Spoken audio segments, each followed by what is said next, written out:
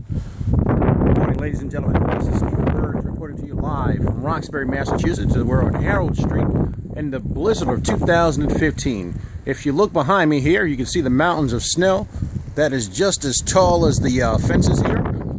We are really surprised here in the New England area. We've been accustomed to bad storms, but nothing has never been quite like this.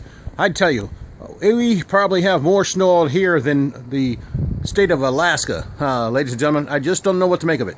But if you can see behind me, there is no individual civilians walking around.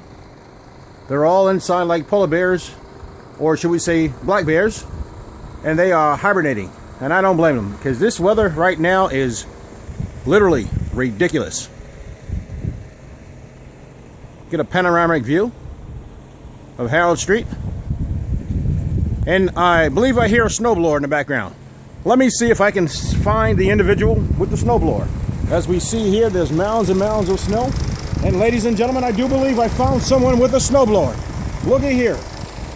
Oh, this is the, ladies and gentlemen, as he's blowing more snow in my direction. I think we now will have to turn this off and get busy. Wait a minute. I think we're going to get an update from one of my correspondent in Alaska. Psych, in Roxbury, Massachusetts.